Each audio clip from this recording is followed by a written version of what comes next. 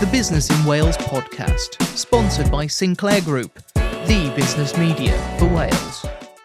Hello and welcome back to the Businessin Wales podcast. And as you can probably tell, we're not in the usual studio today, although that is just next door. We are in Dragon Group HQ and bringing together a budget reaction special. We've all had a little bit of time to digest and get through the noise since the Chancellor stood up at the dispatch box last week. So let's get into our conversation with my fantastic guests, who I will let introduce themselves. Who wants to go first? Don't all go at once. I'll go first.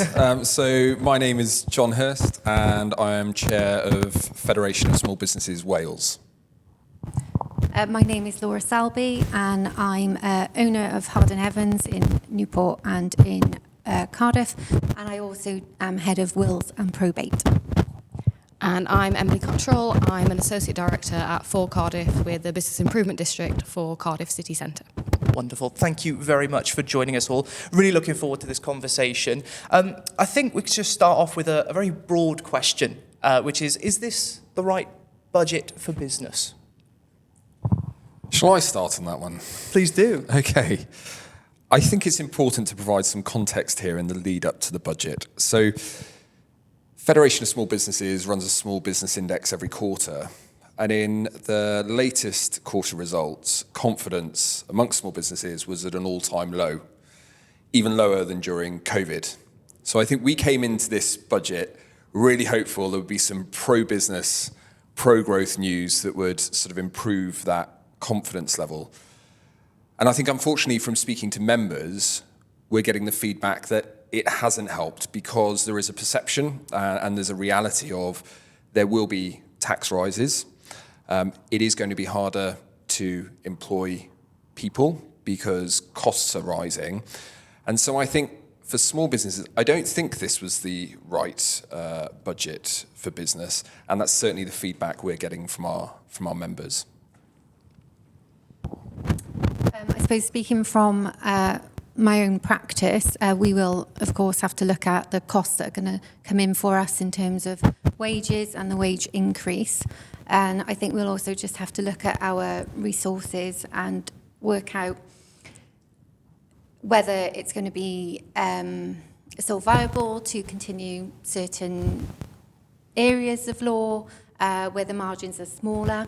But I would like to think that we've got some good accountants behind us who will support us and help us in that to navigate. I think the other thing is that we do feel there's an increasing level of regulation and compliance, and we are sort of having to look at making sure that, as well as our accountants, we've got in-house good finance teams, in-house compliance, and I think that's okay for us because we're a small business, but we're also at the upper end of a small business. Maybe for the really small businesses, they may struggle a little bit more.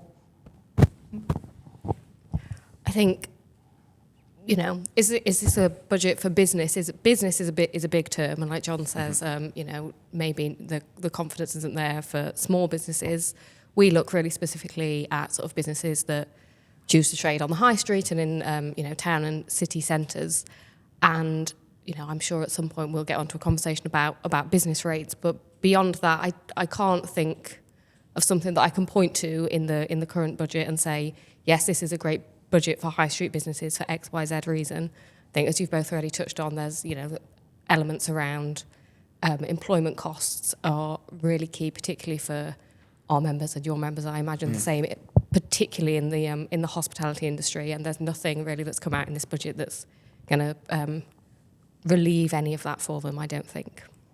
Because the budget is usually this time where, I suppose all the economic nerds amongst us get quite excited. But we've had 2 or 3 weeks leading up to the budget where we learned quite a fair deal, some of it from the Chancellor herself, exactly what was going to be in the budget. There was nothing that sort of stood out as, wow, this is a sort of major announcement. And then obviously someone at the OBR had a very, very bad day, of course, then, just 90 minutes before the budget came out. But with all that in mind, were we going into this budget with any sort of real high expectations?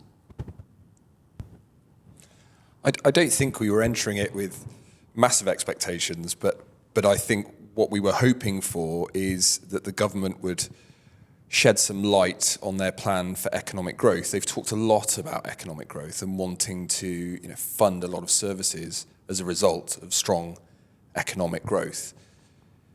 Our members are saying, well, where is the plan around economic growth? How are you going to stimulate growth? And I think that there is a lot of distraction in the lead up to it. The OBR release of the report was a big distraction around the budget itself, and I think it was disappointing that it distracted from some of the key points. But there is a feeling amongst businesses, I would say, that costs are high.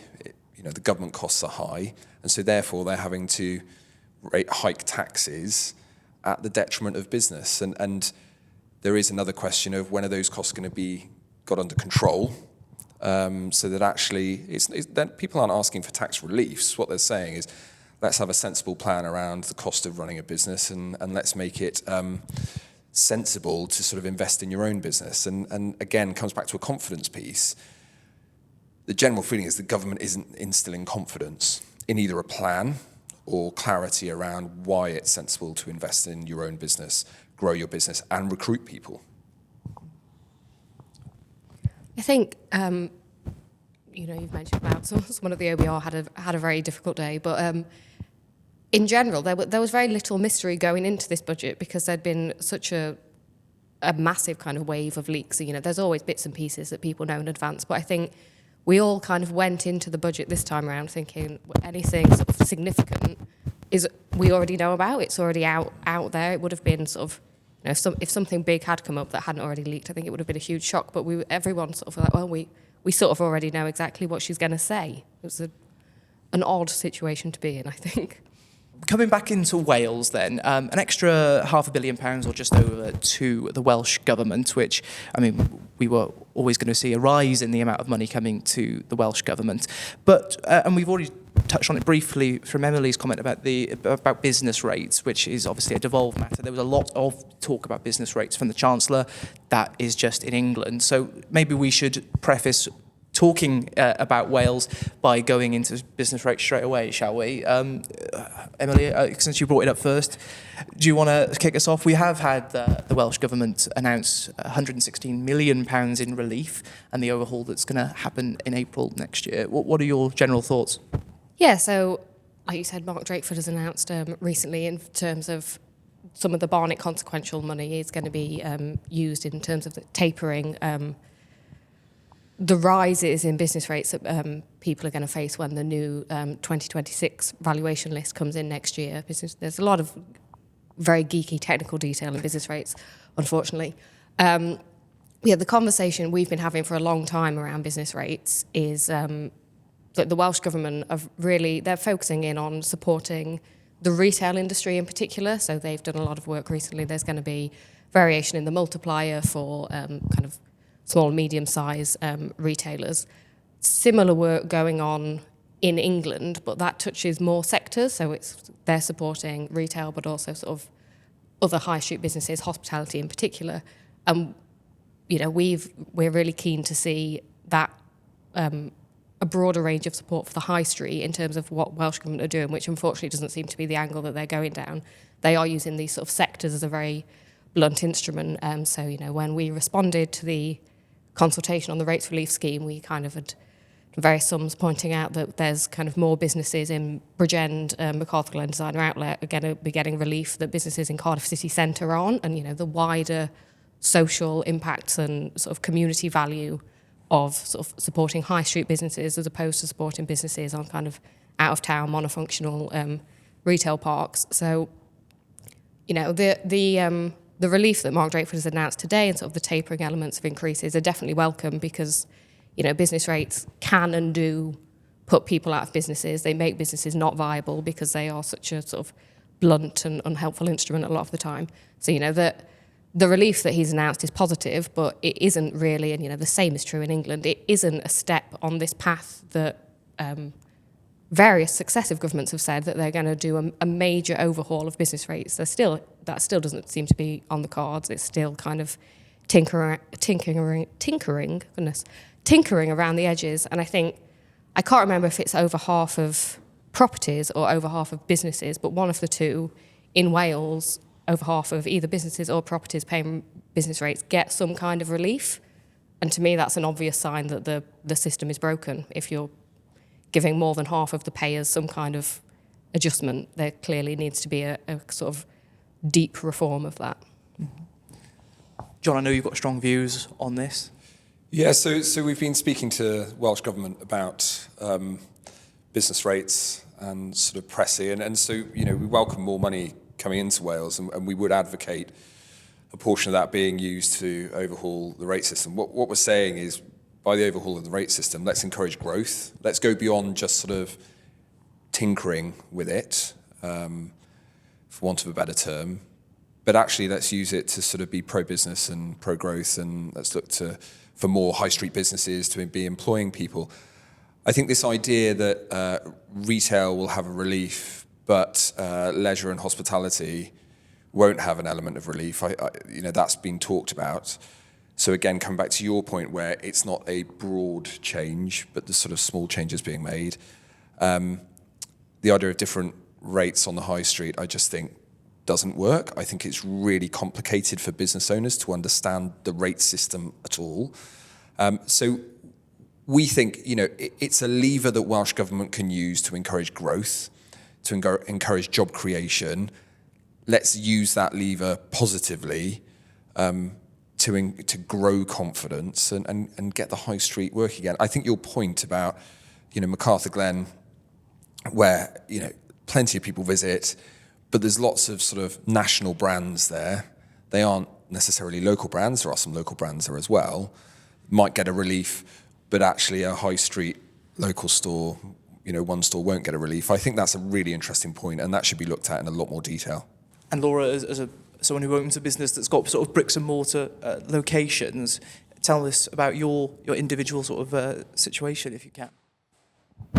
Well, I welcome the investment, but I think that it is, as we said, it's not really broad enough for Wales. I think for ourselves, I find it quite confusing, if I'm honest with you, with the business rate system, and I was saying that to Emily earlier on. So definitely welcome investment. Think they could probably do more with business rates, to be honest, to give businesses that relief, particularly with the wage increase as well. I think anything we can get really for relieving us on business rates would be welcome. I think this is the point as well, is that, businesses want to grow. They want to do well. They want to have an impact on their community. Mm-hmm. And so, yes, the budget wasn't necessarily the pro-growth budget we were looking for, but I think the Welsh Government have a huge opportunity here to say, okay, well, that might not have been the budget we're looking for, but the Welsh Government has the budget coming up, their own budget. Well, let's make that pro-growth. Let's try and encourage business creation, entrepreneurship, creating jobs. And so there are things like business rates that can be used to do that. And I think certainly from Federation of Small Businesses perspective, that's what we're really trying to encourage, is say, let's look at this in a sensible way to try and create more jobs. Sinclair Group has been part of the motor industry for over 80 years. That's not just a number, it's generations of trust built on shared values, because family isn't just who you're born to, it's who you choose to stand with, and that's what matters to us. We offer new and approved used vehicle sales and service for some of the world's biggest motor brands, and trust, that's at the heart of it all. So whether you're starting your journey or continuing a legacy, visit sinclairgroup.co.uk. Belong for good. And just to pick up, Emily, on what you were saying earlier about MacArthur Glen, now, nothing against MacArthur Glen itself. It's a fantastic designer brand outlet. However, it is interesting, isn't it, that these big brands, these well-known names, are essentially getting a little bit of an extra upper hand on what might be a small independent retailer in the city centre. Yeah, so the way the the current retail proposals that the Welsh Government have put together work are that if you're in a property that has a rateable value of up to, I think it's £51,000, there's an automatic, if you're trading a retail business from that premises, there's an automatic sort of lower multiplier that you get, so your bill will go down compared to where it has been. And, rateable values vary sort of across Wales, depending on sort of generally sort of the open market rental value of your property. So in Cardiff city centre, those numbers are higher because you're trading the same business out of the same place. And there's also then sort of an upper ceiling that they've discussed. I think there's some finessing of that particular part of the policy still ongoing. But we have, businesses in Cardiff city centre that are the exact kind of businesses that the Welsh Government rightly want to support with this in terms of locally owned and, developed small businesses that are trying to grow in the city centre. They aren't touched by the relief because they're trading in Cardiff city centre where the values are higher. And yeah, as I said previously, it's because it's such a blunt instrument. There's no kind of way around that. But I think, that specific stat about MacArthur Glen, as you say, not necessarily anything against them, but it does just it seems illogical that I think this could be completely wrong, but I think it was the Body Shop I looked up. It was like their version in MacArthur Glen will end up with a discount. Their version in Cardiff city centre will end up not actually paying more, but not getting this sort of much lauded retail rates relief that the Welsh Government have suggested, I guess. Could be completely wrong about the Body Shop. It was definitely one brand that is in both of those places. Other shops that sell bodies are available, I suppose. But it is an interesting point, and obviously it brings people then out of the city centre. If people are shopping within the city centre, they're more likely to pop into shops they weren't planning on. Obviously, from a climate change perspective as well, you've got to drive out to big retail outlets, whereas you can take public transport into the city centre quite easily as well. So, John, you look like you want to jump in on this. Yeah, totally. I was speaking to a member recently who runs a retail store in a suburb of Cardiff and had come from a large corporate and wanted to set up their retail store and make it work and set up multiple retail stores around South Wales. But actually what she was saying is, the rising costs are just killing the business model. And this is a really bright person who knows the industry, has the contacts in the industry, and business rates was one of the key things for them. And so, this person set up in business to do well, employ people, and expand and create a brand. They don't feel that they can do that now, and business rates is one of those things that's holding them back. And I think the retail space, hospitality, leisure, they are really challenged at the moment. And I think the more that can be done for those sectors in particular, the better. And I was just thinking, we're in Newport city centre, so not Cardiff, but we benefit from the footfall in Newport city centre. So for us, it is really important that the retail shops are getting that relief, but also, there are a lot of pubs and hospitality sector in Newport as well, which could benefit from that and further footfall as well for coming into our firm. So let's move on to the headline of tax increases. Rachel Reeves had several opportunities or options at her disposal. She decided not to raise one of the big taxes, like income tax, for example, and in the end just decided to make up this famous black hole or the headroom, whichever you want to call it, by raising lots of little taxes. But I think the key question is, in terms of the ones that affect businesses, are these taxes rises are going in the right areas? Are we essentially seeing the ones that are going to be hitting business the hardest just because they're not affecting for example, income tax affects all of us. Is it just easier from a political point of view to be able to address those, the smaller taxes, than it is the big ones? There's been a lot in the media around the freezing of income tax bans for, employees. There's also the freezing of the threshold at which employers start paying their national insurance contributions for staff. And again, focusing on sort of like the retail and hospitality industry, that's now, with the increases in the national minimum wage and national living wage, that's actually almost at a point now where you're dragging, if you're paying sort of weekend staff, sort of people in their first jobs, as retail and hospitality employ so many people in their first roles, it's actually pulling those people into the bands where you might be paying national insurance contributions for them.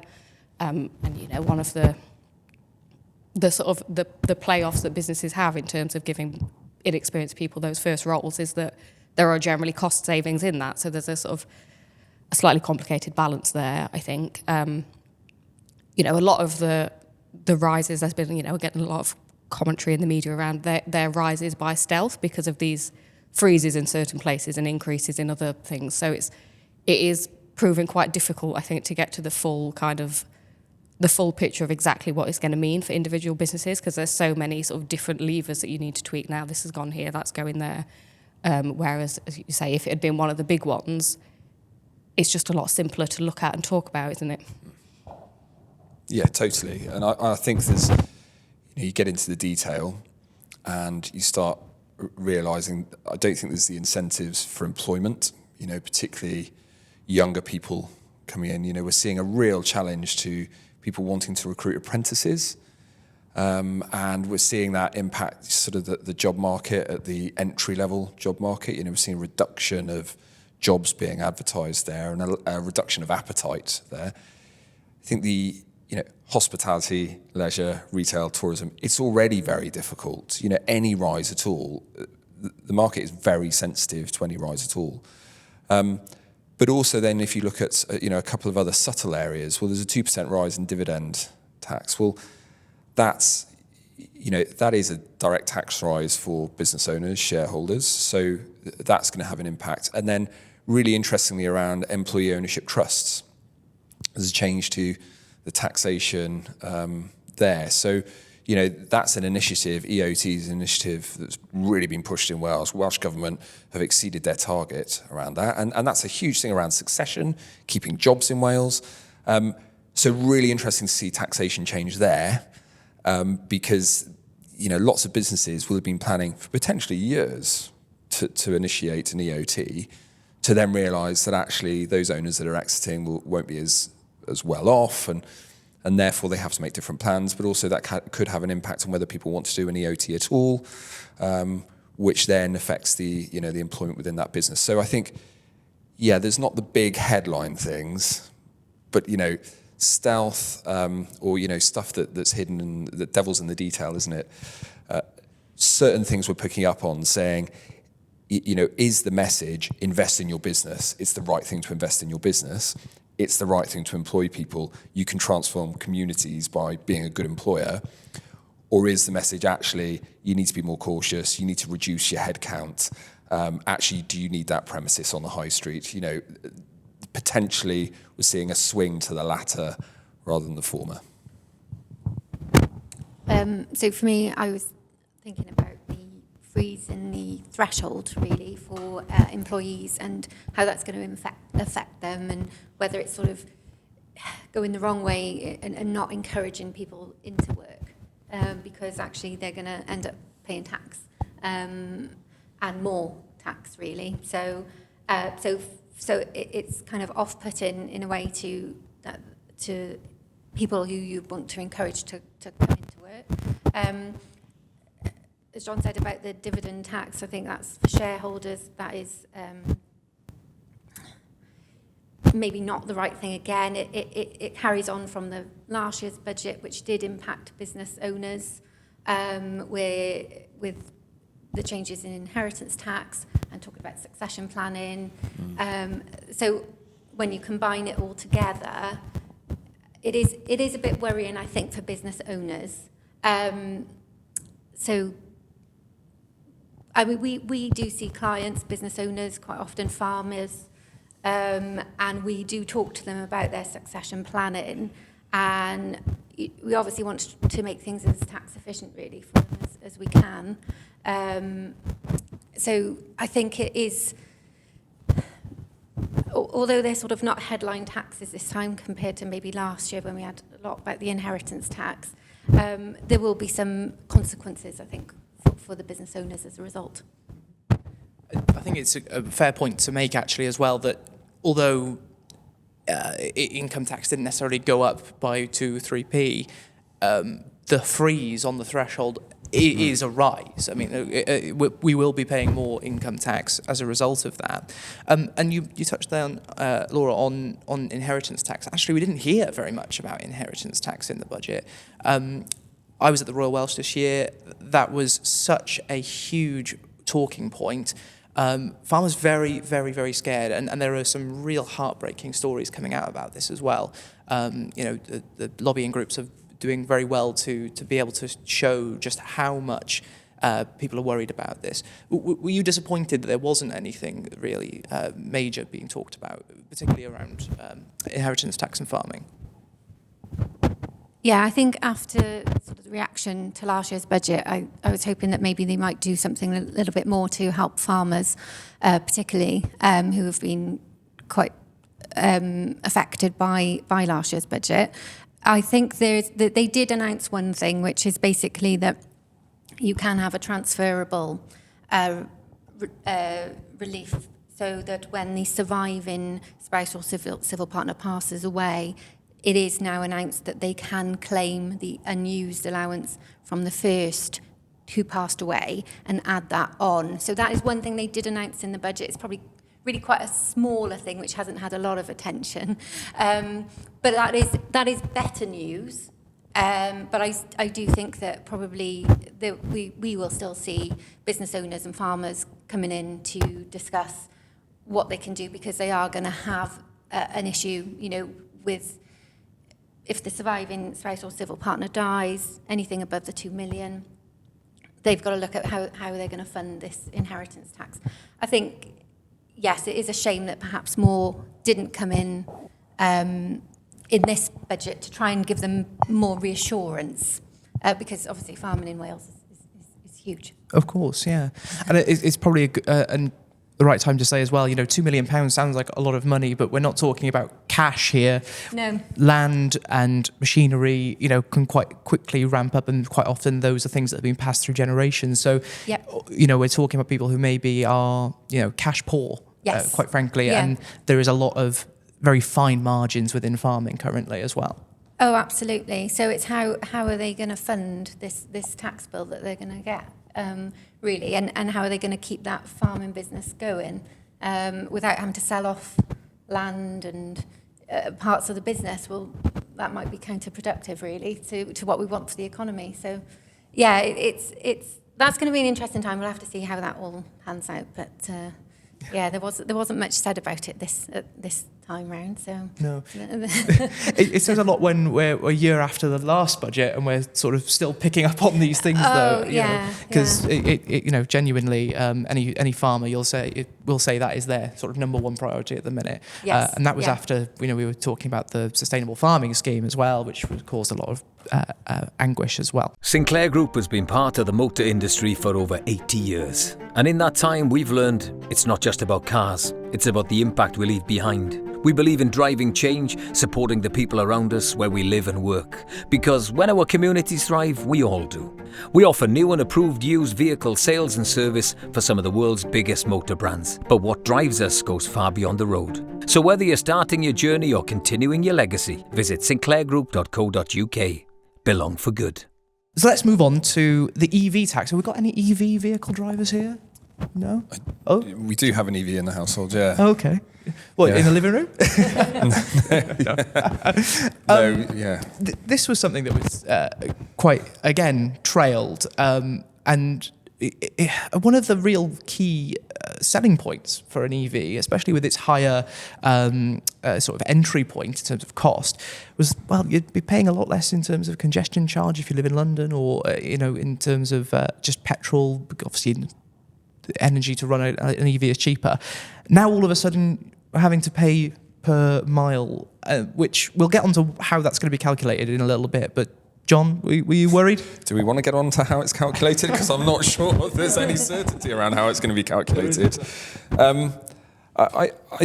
I think there's a few things in here, and it goes back to sort of Welsh Government does around investing in infrastructure and things like that. But the key thing here is if you're doing 2, 3, 4, 5,000 miles a year, it's not it'll be a relatively low bill at 3 pence per mile. But if you live rurally, and your nearest town is 10, 15, 20 miles away, your nearest shop is 20 miles away, there aren't any buses. I think the impact on rural communities for this EV tax will be disproportionate to those living in the city. I live really close to a train station that in 10 minutes I can be in the middle of Cardiff. It's fantastic. So we use that often.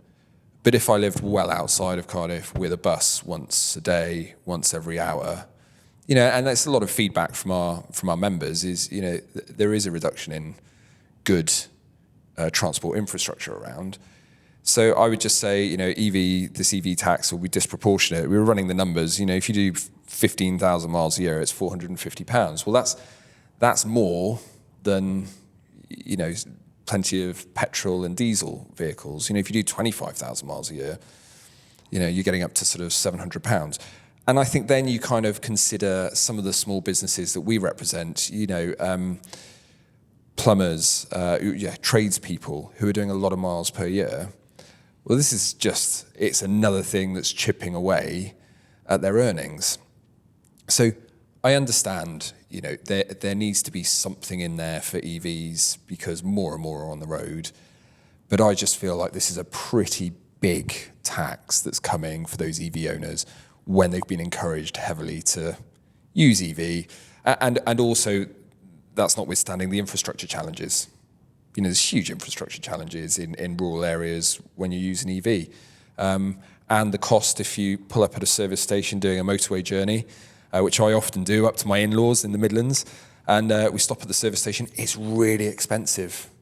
If you charge at home overnight, yeah, that's great. But if you're out on the road a lot, it's super expensive, way more expensive than petrol or diesel.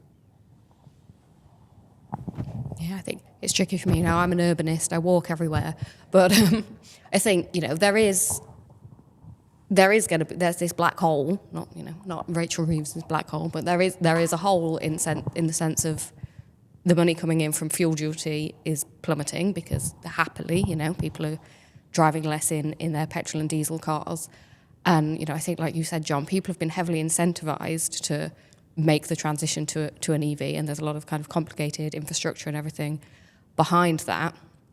The reality is, I think, people have really been sold EVs as the solution, and there's the climate change element of that. But in terms of all the other issues that car use cause, thinking from an urban perspective in terms of congestion and not being able to get in and around place and that sort of thing, the reality is there does need to be something somewhere on EVs at some point, because the actual solution is better public transport infrastructure and better active travel infrastructure and all of those sort of elements that we all know. But people have very much been sold a dream around, well, you should have an EV for these reasons, and yeah, it's sort of the balance of when people are going to shift over and have to start paying this tax, and as you say, how on earth they're going to calculate the tax. We've been involved in a lot of conversations around sort of the visitor levy coming into Wales, and how the really important thing there is going to be the ease of collecting that tax and sort of removing the burden and that sort of thing. That can be achieved relatively simply. We know that from all over Europe. How on earth are they going to do a simple, achievable thing for the hundreds of thousands of, and it's normal people, it's not businesses who are used to having to kind of do accounting and understand what they're going to be paying in tax. I'm fascinated to see how it will work. I mean, good luck to them. I think this is, you touch on a really good point there. I think the move, there's lots of motivation, isn't there? Different motives, behind the move to EV. I just think the reality of what's being talked about here, it will do harm to rural communities that are trying to adopt EVs. So there needs to be better infrastructure, but also there's just going to be a lot more mileage than, someone like me who can jump on the train into the middle of Cardiff. That's not realistic if you're living in the middle of Powys. So I just think it will do financial harm to the small businesses there, and that just needs to be thought through way more, because we're not all equal in terms of the amount of miles we have to do on a daily, weekly, monthly or annual basis. I agree with the others. I do think that we're probably always going to have to start bringing this in at some point. So I think it was probably inevitable with the rise in use of EV vehicles. So I think it was going to come in. So I'm not wholly surprised, but of course there are concerns, as John says, about the rural communities in that regard, aren't there? So I suppose the point is that a lot of people have been led down the road of wanting to move over to EVs, despite the extra cost that is associated with actually purchasing them outright, it was still a cheaper option overall. Now that doesn't seem to be the case. And in terms of calculating it, I mean, it is a real sort of head scratcher. Possibly when it comes to MOTs, but then obviously new vehicles don't get MOTs for the first 3 years. Has anyone got any sort of genius ideas? I don't know. We're trying to do policy on the fly here, which is probably not a really good idea. But, you know... I saw something, I was checking a couple of news things this morning on the way here, something from the Birmingham Journal around their theory that people are going to start trying to kind of like backpedal the mileage on their cars. I don't know if you remember in the Matilda film when he has the drill that goes backwards and it sort of clocks it down. So I was thinking maybe more like Fred Flintstone, right? Sort of trying to run backwards. I don't know. I think it partly goes back to the point that we all seem to agree on at the start, which is this is a confidence thing, and announcing a policy without some clarity around that is going to have real world impact in terms of cost for businesses, but also if you commute. We've talked earlier about the freeze on income tax thresholds means people will be paying more tax. This is another tax for people that commute to work who are trying to do so in the most environmentally friendly way possible. So I think, again, announcing something without some certainty, and I'm sure we wouldn't be able to agree on how it should be calculated and how it can be mapped, I think just doesn't grow confidence amongst the population, amongst the entrepreneurs, the business owners, and the workforce.